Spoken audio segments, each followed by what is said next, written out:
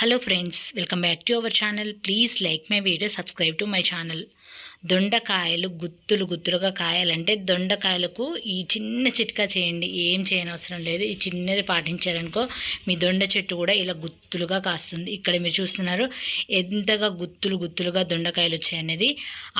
దడప పట్టించుకుంటేనే దొండకాయలు ఇంత గుత్తులుగా వస్తుంటే ఇంకా దీనికి అన్ని మొక్కల్లాగా కేర్ చేస్తే అసలు వారానికి కేజీలు దొండకాయలు అయితే ఖచ్చితంగా వస్తాయి. మీకు నేను చాలా వీడియోస్లో కూడా చెప్పాను. ఈ దొండపాద అనేది మాకు పైన ఉంటుంది. అది ఎక్కి కొయ్యాలన్నా కూడా నేను ఎక్కువ కొయ్యను. అసలు చాలా తక్కువ టైమ్స్ చూపిస్తాను కదా మీకు దొండకాయలు కూడా. మన గార్డెన్లో ఎప్పటికి ఉంటే కానీ నేను కోసినప్పుడు ఏదో ఫాస్ట్గా కోసేసుకుంటాను, వెళ్ళిపోతుంటాను. ఎప్పుడు చూపించను కూడా. ఒక్కొక్కసారి అయితే కొయ్యకుండా వదిలేస్తాను. ఉడతలు తింటూ ఉంటాయి, పక్షులు తింటూ ఉంటాయి, ఎలకలు తింటూ ఉంటాయి. చాలా వరకు ఇవి వాటికే వదిలేస్తాను వీటిని. జస్ట్ దొండకాయలు మీకు ఎక్కువ కాయాలి. దొండకాయ మొక్క అంటే ఈజీగా బ్రతుకుతుంది. దీనికి పెస్ట్ అటాక్ కూడా చాలా తక్కువ. దీనికి జస్ట్ ఇవ్వవలసిన పోషకాలు ఏంటి, దీనికి చేయాల్సిన కేర్ ఏంటి.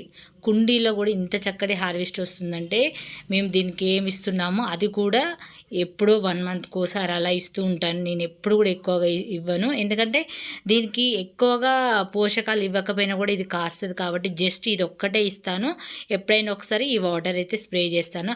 అవి ఏంటనేది మీకు ఈ వీడియోలో తెలియజేస్తాను. స్కిప్ చేయకుండా చూడండి. ముందైతే హార్వెస్ట్ చూపిస్తున్నాను. వీడియో మధ్యలో మాత్రం దీనికి ఇచ్చే పోషకాల కేర్, ఏమేమి ఫర్టిలైజర్ పోషకాలు ఇస్తాననేది వీడియోలో చూపిస్తాను. చూసారు కదా, మీకు పైన చూపిస్తేనే ఇంత చక్కగా వచ్చినాయి. ఇంకా మొక్క అన్ని వైపులా కోయడం అయితే నేను అసలు ఇంకా చూపించట్లేదు, ఎందుకంటే ఇది ఇక్కడ కొంచెం కేర్ఫుల్గా ఉండి కోయాలి. ఎందుకంటే స్టెప్స్ పైన కదా, అవి అసలే ఐరన్ స్టెప్స్, అసలే వర్షానికి కొంచెం జంగు వచ్చి కూడా ఉన్నాయి కాబట్టి నేను కొంచెం భయంగా కొన్ని చూపిస్తూనే కోస్తున్నాను. చూసారు కదా ఎంత చక్కటి హార్వెస్ట్. ముందైతే మొక్కకి ఏం చేయాలంటే మొక్కకి కొంచెం పెద్ద సైజు టబ్బునే పెట్టేసుకోండి.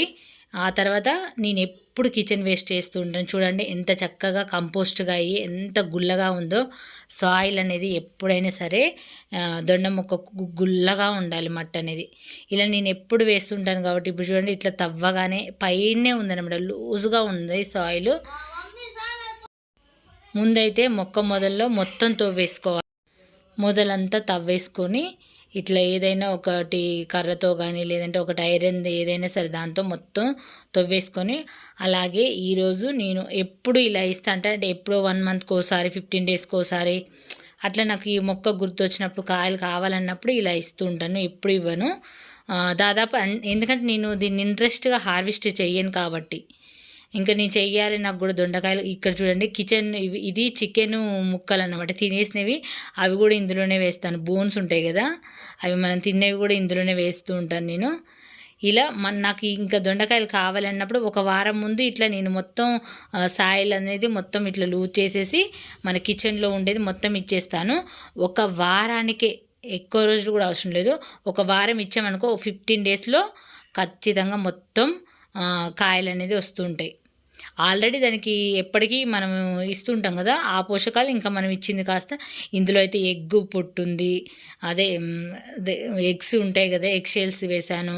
కిచెన్లో ఉల్లిపాయ అన్నీ, బెండకాయ ముక్కలు తొక్కలు అన్నీ వేసేసి ఇంకా మట్టి కప్పేసాను. అలాగే ఈ మట్టి పైన రోజు వాటరింగ్ చేస్తాను. అలాగే ఇంకొక ముఖ్యమైన వాటర్ కూడా ఈరోజు ఇవ్వబోతున్నాను. ఆల్ మిక్స్ పౌడర్ ఆల్రెడీ నేను బకెట్లో కలిపేసి 2 డేస్ కిందనే కలిపేసి పెట్టేశాను. ఆ వాటర్ కూడా ఇస్తున్నాను. ఇలా ఒక్కసారి ఇలా ఇచ్చామంటే మొక్కకి ఇంత దూరంలో ఇవ్వాలి. కిచెన్ వేస్ట్ అనేది దగ్గరలో ఇస్తే మొక్కకు వేడి ఉంటుంది కదా, ఈ కిచెన్ వేస్ట్లో వేడనే వస్తుంది కంపోస్ట్లో. ఆ వేడి కాస్త మొక్కకు తగలకుండా ఉండాలి. అలా మొక్కకు తగిలిందనుకో మొక్క కూడా చనిపోయే ప్రమాదం ఉంటుంది కాబట్టి చాలా దూరంగా, మొక్కకి దూరంగానే కిచెన్ వేస్ట్ అనేది వేయాలి. మొదల్లో వేయకూడదు దాని మొదల్లో. అందుకే నేను మీకు ఆల్రెడీ చూపిస్తున్నాను ఎంత డిస్టెన్స్ అనేది ఉండాలనేది. ఆ మొక్క మొదల్లో కూడా ఇట్లా మొత్తం తవ్వేస్తున్నాను. చాలామంది కిచెన్ వేస్ట్ డైరెక్ట్ వేస్తే శంకు పురుగులు వస్తున్నాయి, ఈ క్రిములు కీటకాలు వస్తున్నాయి అంటున్నారు కదా. ఏం రావండి. కొంచెం వేపపిండి కూడా చల్లండి పైన. ఒకవేళ మీకు అవి వస్తే వేపపిండి చల్లండి, మెంతుల పిండి చల్లండి, లేదంటే మనం కర్పూర బిళ్ళలు చూపించాము అలాంటివి ఏదో ఒక పొడి చల్లేసేయండి. ఏం రాదు. ఇది ఆల్ మిక్స్ పౌడర్ ఆల్రెడీ నేను ఇందులో కలిపేసి పెట్టుకున్నాను. 2 డేస్ నుంచి ఇద్దామనుకున్నాను. ఇన్ని రోజులు నేను ఇచ్చే ముందు కలిపెట్టుకుంటే వర్షం అనేది స్టార్ట్ అయింది. ఇప్పుడు వర్షాలు లేవని చెప్పేసి ఇంకా ఈ మొక్కకైతే ఫస్ట్ అయితే ఈ మొక్కకి ఇచ్చి తర్వాత అన్ని మొక్కలకి ఇచ్చాను. క్రాప్ అనేది బీభత్సం అని చెప్పొచ్చు. దొండకాయలు ఇంకా చాలామందికి దొండ మొక్క మీద అభిమానం ఎక్కువ ఉంటుంది. దొండపాదు ఉండాలి అది, ఎందుకంటే ఇది మొండిగా కాస్తుంది. ఎక్కువ కాయలు వస్తే పెస్ట్ అటాక్ ఏమీ ఉండదు. అన్ని మొక్కలతో పోలిస్తే పెస్ట్ అటాక్ చాలా అనేది తక్కువని చెప్పాలి. ఇప్పుడు మనకు టమాటా దాంట్లో కూడా మిల్లీ బగ్స్ ఉంటాయి. అలాగే చిక్కుడులో కూడా నల్లపేను సమస్య ఎక్కువగా ఉంటుంది. మందారాలలో కూడా ఏదో ఒక మొక్క సమస్యలు ఉంటాయి. కానీ ఇట్లా దొండపాదకైతే రేర్గా వస్తుంది. అది కూడా నల్లపేను అనేది రేర్, అది చాలా రేర్గా. మొత్తం ఇన్నైతే కోసాను. ఇంకా హార్వెస్ట్ ఉంది, నేను మధ్యలోనే మీకు చూపిస్తున్నాను. జస్ట్ అయితే ఇది చూపించాక మిగతా హార్వెస్ట్ కూడా చూపిస్తాను. ఇలా ఎక్కువ కాయలు ఉన్నప్పుడైతే హార్వెస్ట్ చేస్తుంటే ఎంత హ్యాపీగా అనిపిస్తుంది తెలుసా.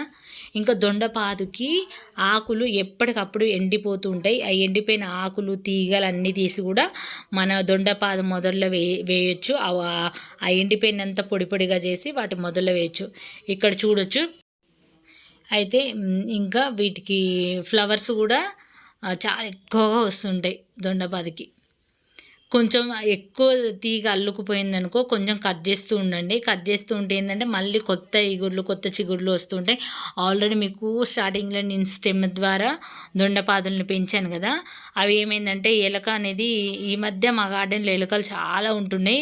అవి ఎలుకలు ఎట్లా కొరికాయో ఏంటో అవి మొత్తం పీకి పడేసేయడం వల్ల అవి చనిపోవడం జరిగింది. మళ్ళీ నాటుకోవాలి. అప్పుడైతే ఎంత చక్కగా బ్రతికాయో ఈజీగా దొండపాదు. ఈ కొమ్మలు ఇక్కడ చూడొచ్చు, సగం పక్షులు తిని వదిలేస్తాయి అక్కడ. ఇప్పుడు ఎండిపోయిన అన్నీ కూడా ఆకులన్నీ తీసేయాలి. అలాగే వాటి తీగ కూడా ఎండిపోయినట్లు ఉంటుంది, చాలా వరకు అట్లనే ఉంటుంది. అవి కూడా కట్ చేస్తూ ఉండాలి. ఇంకంతే వీటికి చేయాల్సింది చాలా. ఇంకా పెన్సిల్ దొండ అయితే ఇంకా చాలా బాగుంటుంది, కానీ పెన్సిల్ దొండ దొరకట్లేదు నాకు. ఈసారి అయితే ఎక్కడైనా ప్రయత్నించి పెన్సిల్ దొండ కూడా వేయాలి. చూసారు కదా ఫ్రెండ్స్, ఇంత సింపుల్ సిట్కాతోనే దొండకాయలు అయితే కేజీల హార్వెస్ట్ తీసుకోవచ్చు. ఇక్కడ నుంచి నేను కూడా దొండపాదును ఎక్కువ కేర్ చేద్దాం అనుకుంటున్నాను. ఎందుకంటే ఈ మధ్య మేము పచ్చి దొండకాయలు ఎక్కువగా తింటున్నాం, చాలా మంచిగా అనిపిస్తుంది హెల్త్కి. మళ్ళీ ఇవి మన ఆర్గానిక్ కదా, మంచిగా ఉంటుందని చెప్పేసి ఇక్కడ నుంచి దొండకాయలు కూడా మన గార్డెన్లో ఎక్కువ హార్వెస్ట్లు తీసుకోవాలి. ఇన్ని రోజులు నేను పట్టించుకోలేదు. ఈ పైకి వచ్చి కోయడం కొంచెం నాకైతే ఇంకా వదిలేస్తూ ఉంటాను, మీకు చెప్తూనే ఉంటాను కదా ప్రతిసారి. చూసారు కదా ఇక్కడ గుత్తులుగా ఎంత బాగా వచ్చినాయి తెలుసా.